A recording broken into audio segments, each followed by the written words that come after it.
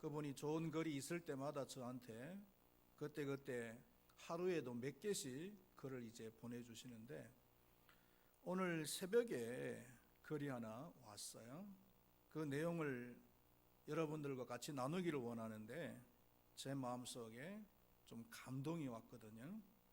요즘 미국의 그 조지 플로이드 사건으로 인해 가지고 그 차별에 대한, 흑인 차별에 대한 그 시위가 지금 많이 일어나고 있잖아요.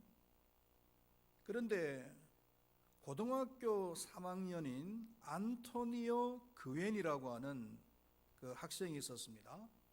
이 학생이 뉴욕에서 살고 있는데 흑인입니다. 이제 시위가 끝나면은 새벽 2시부터 한 10시간가량 밤새도록 그 주변에 청소를 하는 거예요. 쓰레기 봉투를 사와가지고 동네 사람들이 아침에 일어나서 같이 청소를 하려고 보면은 어느새 밤새도록 청소를 해가지고 깨끗하게 청소를 다 해놓은 거예요.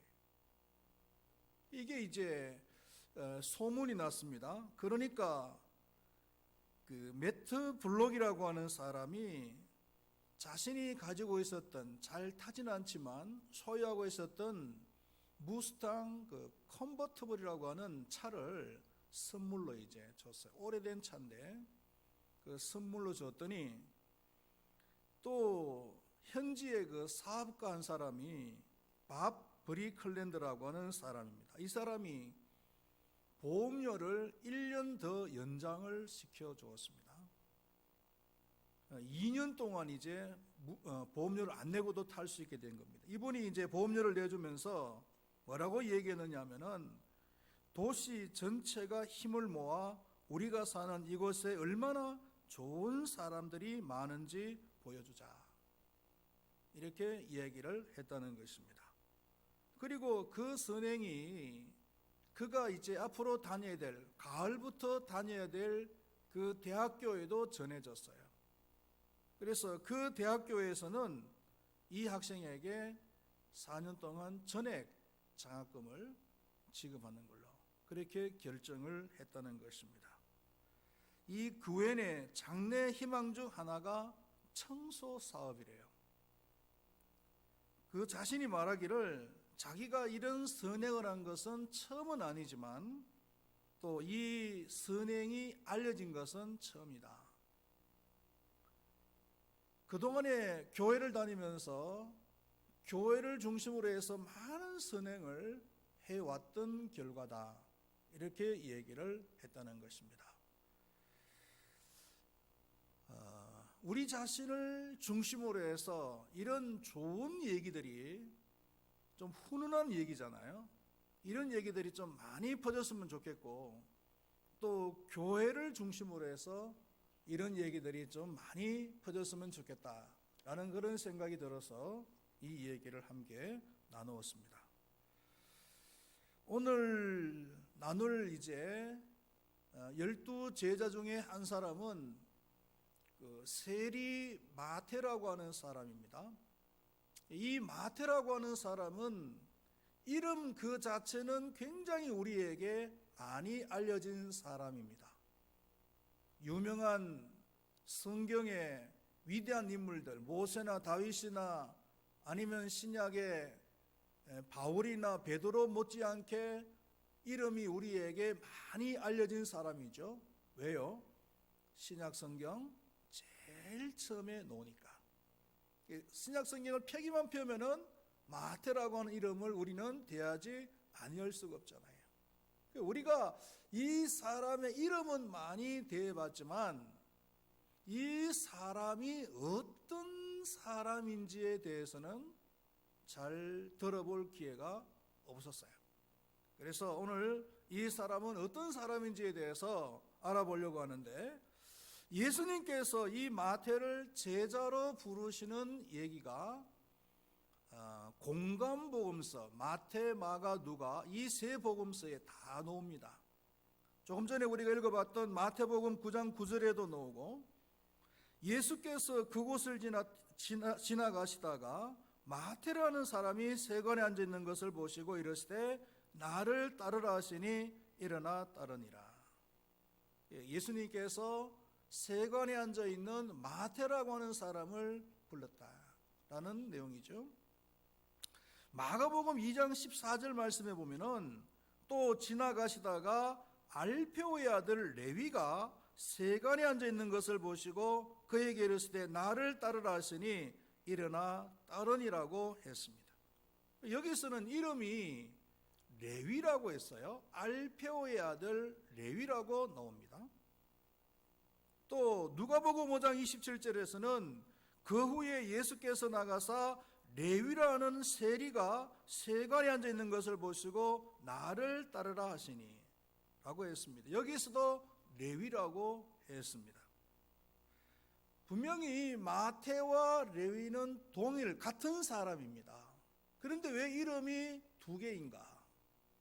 이 레위라고 하는 이름은 예수님을 믿기 전의 이름이고 마태라고 하는 이름은 예수님을 믿고 난 뒤의 이름일 것이다. 이렇게 학자들은 추정합니다. 마치 사울이 예수 믿기 전의 이름이고 바울은 예수를 믿고 난 이후의 이름이잖아요. 이 사울이었던 사람이 예수를 믿음으로써 바울로 이름을 바꿨듯이 레위라고 하는 사람이 예수님을 믿고 마태로 이름을 바꿨다는 거죠. 그래서 예수님을 믿고 난 뒤에 바꾼 이름은 굉장히 신앙적이고 성경적인 의미가 들어있는 것입니다. 마태라고 하는 이름의 뜻은 하나님의 선물라는 뜻입니다. 첫 번째로 이 마태의 그 직업을 보면은 조금 전에도 여러 번에 걸쳐서 말씀드렸듯이 세리입니다. 이 세리라고 하는 직업은요, 영어로 이제 텍스 컬렉터 또는 텍스 파머 이렇게 이야기합니다. 텍스 컬렉터라고 하면은 세금 수집가, 또 텍스 파머라고 하면은 세금 농사꾼, 세금 농부 이런 뜻이잖아요. 왜 세리를 이렇게 부르는지 제가 좀 이따 설명을 하겠습니다. 그 당시 세리는 유대 사회에서 죄인, 그 전과자입니다. 죄인, 그 다음에 창기, 이 두 직업을 가진 사람과 더불어서 가장 멸시와 천대를 받던 사람들이에요. 죄인과 그리고 창기보다도 이 세리가 더했으면 더했지 못하지는 아니할 겁니다. 우리나라에도 과거에 이 세관에 근무한다 그러면은 좀 평이 안 좋았어요. 왜냐하면은 그 세금과 관련되어진 부정들이 과거에는 굉장히 많았거든요. 제가 들었던 얘기는 어떤 교회에 집사님 한 분이 예수님을 믿은 지 얼마 안 돼서 이제 집사가 됐는데 별명이 뭐냐면은 죄집사예요. 죄집사. 별명이 심상찮죠? 근데 그분의 직업이 뭐냐면은 세금 공무원이에요. 그러니까 본인이 예수님을 확실하게 믿고 난 뒤에 교회에서 간증을 했어요. 자기가 예수를 믿기 전에는 세관에 근무하면서 얼마나 나쁜 짓을 많이 했는지 대해서 교회에서 간증을 한 거예요. 그리고 이제 예수를 믿고 난 뒤부터는 그런 짓을 하지 않는다라고 그렇게 간증을 하고 나니까 교인들이 저분이 옛날에 예수 믿기 전에 참 죄를 많이 졌고 해가지고 별명이 죄집사. 본인이 그것을 수긍을 하는 거예요. 그러나 유대 나라의 세리는 그 정도가 아닙니다. 훨씬 더합니다.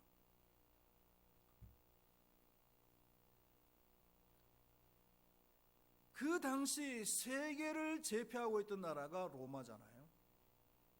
로마가 지배하고 있던 그 나라, 그 지역이 너무나 방대했어요.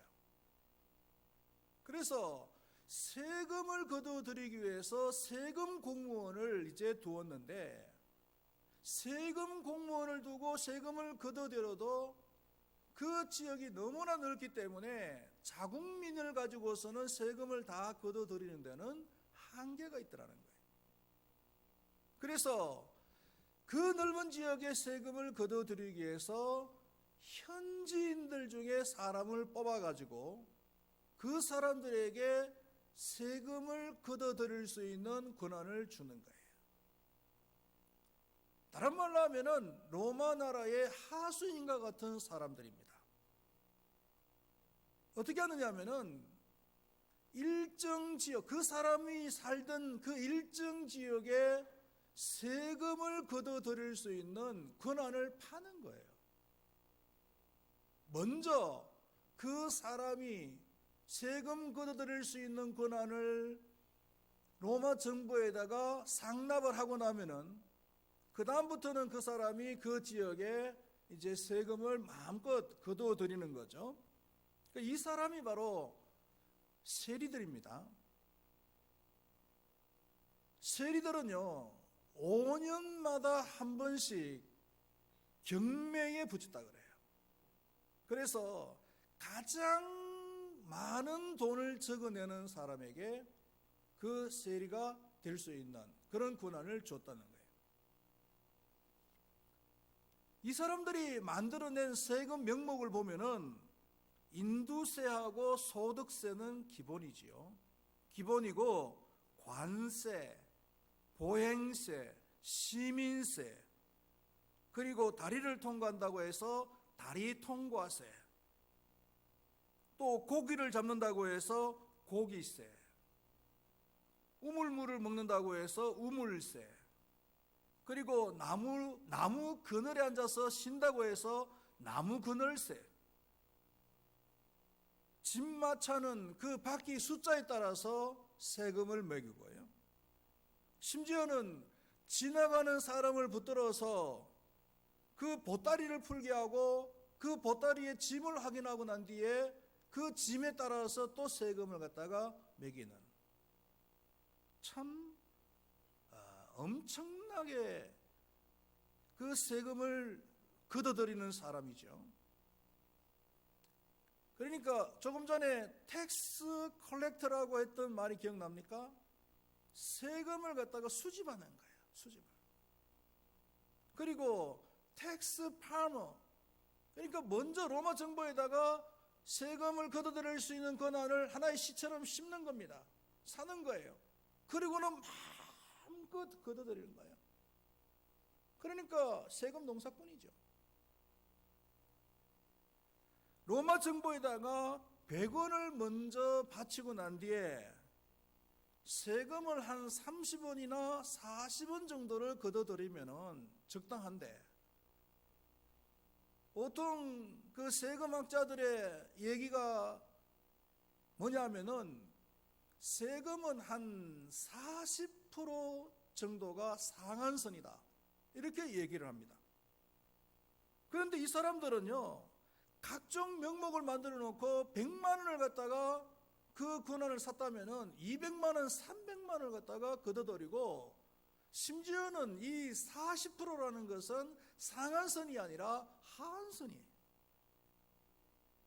그야말로 흑아낸 도둑이었습니다.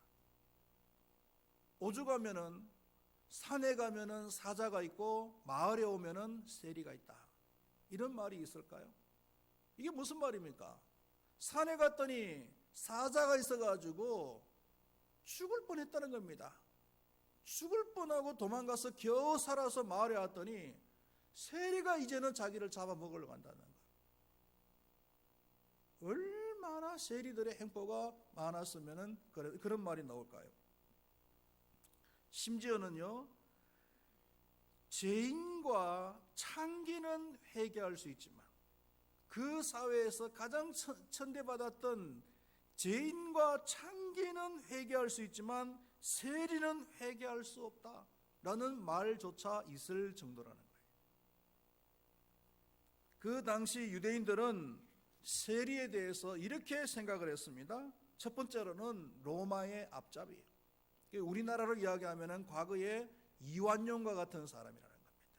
친일파 이완용, 친로마파, 나라를 팔아먹는 놈, 이렇게 생각을 했다는 거죠.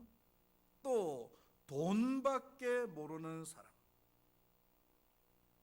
그렇지 않아도 지금 로마의 지배를 받고 있잖아요. 남의 나라의 지배를 받고 있다는 것이 이게 얼마나 힘든 일입니까? 그렇다면 같은 동족끼리는 서로 위로하고 서로 격려하고 서로 도우면서 살아도 모자랄 판인데, 이 세리들은 그런 상황 속에서도 자기들만 잘 먹고 잘 살겠다고 같은 동족들의 그 피를 빨아먹어요. 과거 조선시대 때에 그 부패한 관리들이 백성들의 그 세금을 빨아먹는 것을 갖다가 가렴주구라 그랬잖아요. 가렴주구.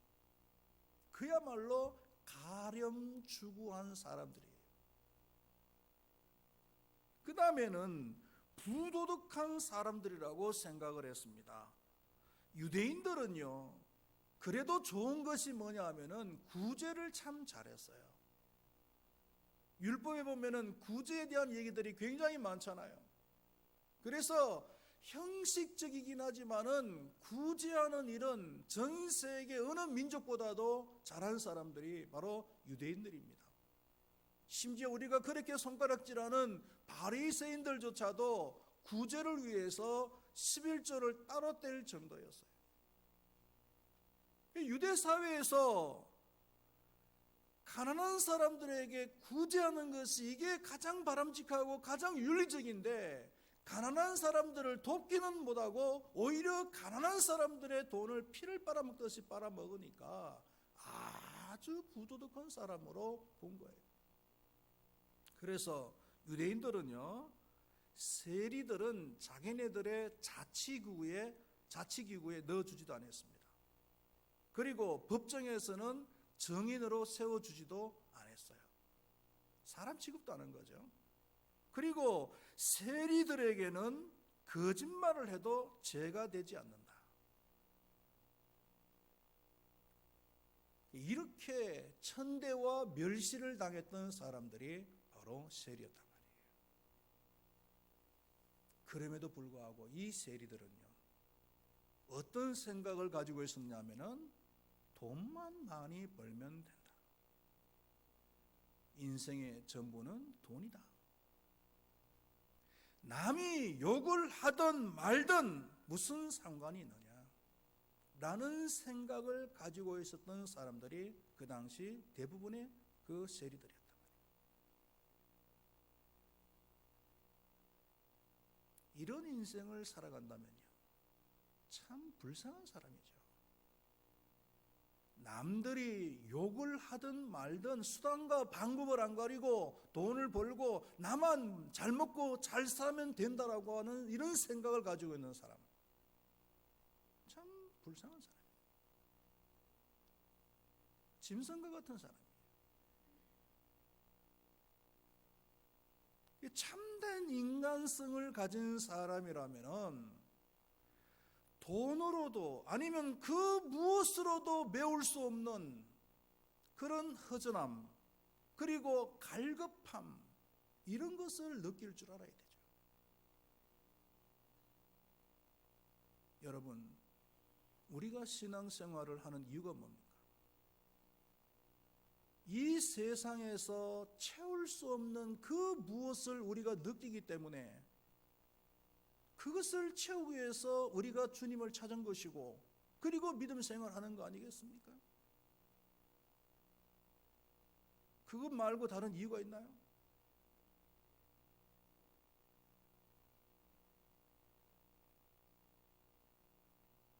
마태는 그런 사람이었습니다. 세리였고 많은 돈을 번 사람이었지만, 그러나 사람이 돈으로만 살 수는 없는 거예요. 그 마음속에 뭔가 허전하고 뭔가 갈급한, 채우지 못한 것을 이 마태는 느꼈던 거예요. 수고하고 무거운 짐진 자들아 다 내게로 오라, 내가 너희를 쉬게 하리라. 허전함이 있느냐? 갈급함이 있느냐? 내게로 오라. 내가 너희에게 힘을 주겠다. 그 허전함을, 그 갈급함을 다 채워주겠다 라는 것이, 그게 바로 예수님의 말씀이고, 그 예수님의 말씀처럼 그 갈급함, 허전함을 가졌던 사람이 바로 이 마태였다.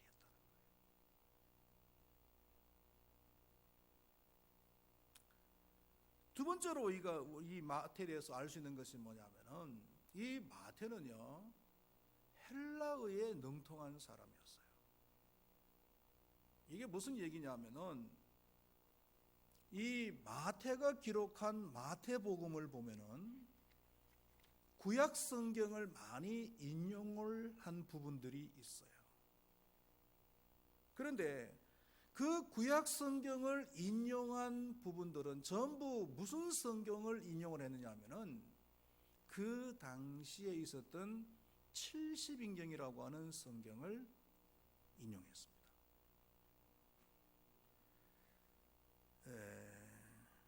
그 당시 헬라어는요 세계 공용어였습니다. 요즘으로 말하면은 영어와 같아요. 그런데 이 70인경은요 구약은 히브리어로 되어 있잖아요. 히브리어로 되어 있던 그 구약 성경을 최초로 헬라어로 번역한 성경이에요.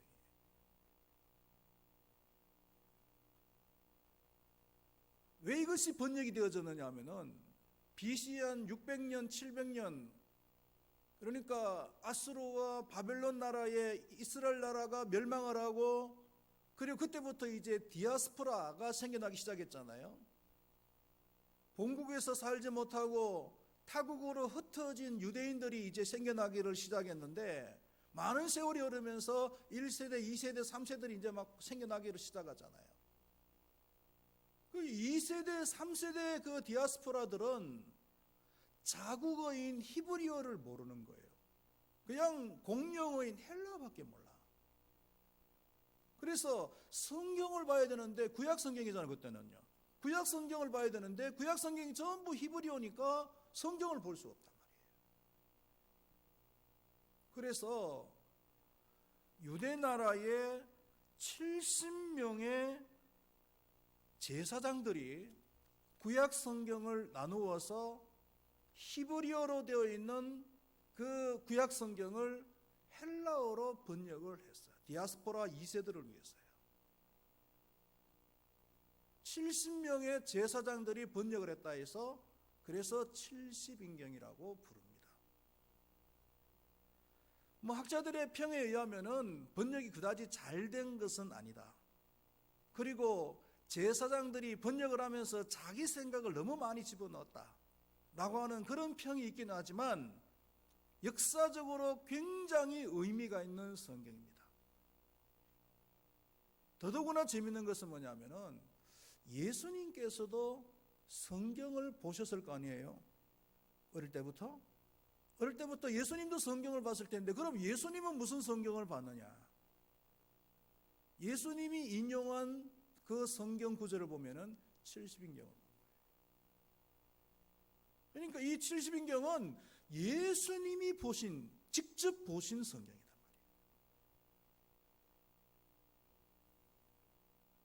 그렇다면은 이 마태가 70인경을 인용을 해서 마태복음을 썼다. 그랬을 때는 이 마태는요, 모국어인 히브리어뿐만 아니라 헬라어까지도 능통하게 구사를 했던 그런 사람이라는 것을 우리는 알게 되죠. 그래서 이 마태는 숙련된 그 헬라어 실력으로 자연스럽게 헬라어 구약 성경을 대할 수가 있었고, 그리고 구약에서 말하고 있는 메시아에 대한 지식과 믿음을 가질 수가 있게 된 거예요. 그리고는 사람들에게 메시아가 오셨다는 얘기를 들었고, 예수님에 대한 얘기를 들었고, 그리고 그 메시아이신 예수님이 자신에게 나를 따르라 라고 했을 때는 두말하지 않고 그 예수님을 메시아로 인정하고 예수님을 따랐단 말이에요. 마태복음이나 마가복음, 누가복음을 보십시오. 예수님께서 그 마태에게 나를 따르라고 했을 때 마태는 주저하지 않고 그 예수님을 따랐다라는 그런 내용이 나오잖아요. 조금도 망설이지 않았어요. 여러분, 이 외국어를 잘하면은 좋은 점이 많습니다. 그 중에서 한 가지가 뭐냐면은 외국에 나갈 일이 많아져요. 그리고 삶의 영역이 굉장히 넓어집니다. 전 세계적이 됩니다. 특별히 우리 예수님 믿는 사람들이 외국어를 해야 될 이유가 뭐냐면은 우리가 가야 할 영역은 이 당수동 대한민국뿐만 아니라 세계 열방이잖아요. 열방까지 가서 복음을 전해야 되는 것이 그게 예수님께서 우리에게 주신 그 사명이거든요. 그리고 외국어를 잘하면은요, 폭넓게 공부를 할 수 있어요. 우리가 한글밖에 모르면은 책을 읽어도 한글로 된 책밖에 못 읽잖아요. 그러나 영어를 잘하면은 한글을 읽다가 좀 막히는 게 있으면은 영어로 된 책을 읽을 수도 있어요. 그래서 저는 한글 성경을 보다가 청년 때는 한글 성경이 너무 어려운 거예요. 말이 어렵더라고요. 그래서 이 한글 성경이 어려워서 좀 이해를 쉽게 하기 위해서 한문 성경을 봤어요. 한문이 굉장히 많이 들어가 있는 성경이 요즘은 오는지 모르겠는데 제가 청년 때는 나왔어요. 그래서 돈을 모아가지고 한문 성경을 하나 큰 걸 사가지고 지금도 그거 있어요. 제 방에 가면. 그 한문으로 어려운 말들은 한문으로 보니까 이해가 되더라고요. 그리고 이제 요즘은 영어 성경을 봅니다. 한글 성경을 보다가 잘 이해가 안 되고 번역이 매끄럽게 안 되어 있는 이런 부분이 있으면은 차라리 영어 성경을 보면은 영어 성경이 훨씬 더 단순하게 잘 이해를 할 수 있도록 해놨어요. 그래서 여러분들 자녀들에게는 이제 우리 시대는 끝났다라고 생각이 되겠지요. 그렇다면 여러분 자녀들에게는 제일 우선적인 걸로 외국어 하나 정도는 잘 할 수 있도록, 능통하게 할 수 있도록 가르쳐 놓는 것이 그게 굉장히 중요합니다. 이 마태는 모국어 히브리어뿐만 아니라 헬라어까지도 능통하게 잘 구사할 수 있는 사람이었고, 그래서 그 당시 70인경, 헬라어로 된 70인경을 열심히 보면서 메시아에 대한 지식과 메시아에 대한 신앙을 가질 수가 있었다, 이렇게 말을 할 수가 있습니다.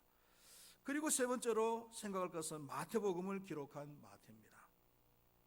멸시와 천대를 받던 이 마태가, 세리 마태가 예수님의 12 제자의 반열에 들어선 것은 말할 것도 없고, 그 더러운 돈을 세던 그 손으로 신약 성경 중에서도 두 번째 가라고 하면 서러워할 이런 글작품인 마태복음을 기록하는 그런 영광을 누리게 됐다는 거예요. 그의 이름은 후세 모든 사람들에게 전해지게 되었고, 이 복음이 전해지는 곳마다 이 마태의 이름은 가장 먼저 전해지게 된 것입니다. 동족들에게 멸시와 천대를 받으면서 살 수밖에 없었던 마태는 예수님께서 찾아와 주시고 이 엄청난 축복을 해 주셨습니다. 마태와 같이 냉대와 그리고 천시 속에 살던 그 어떤 사람이라도 주님의 부름에 응하고 그 다음에 온전히 따르기만 한다면 이와 같은 축복을 누릴 수가 있는 줄로 믿습니다. 그런즉 누구든지 그리스도 안에 있으면 새로운 피조물이라, 이전 것은 지나갔으니 보라 새 것이 되었도다.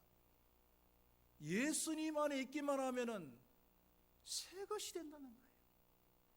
세리였던 그 마태는 새 것이 되어졌고 새로운 인생을 살게 되었습니다. 바라기는 우리 큰바위교회 모든 성도님들이 예수 그리스도 안에서 새로운 인생을 사시고 마태와 같은 이런 축복을 누리며 살아갈 수 있기를 간절히 축원드리겠습니다. 기도하시겠습니다. 하나님 아버지,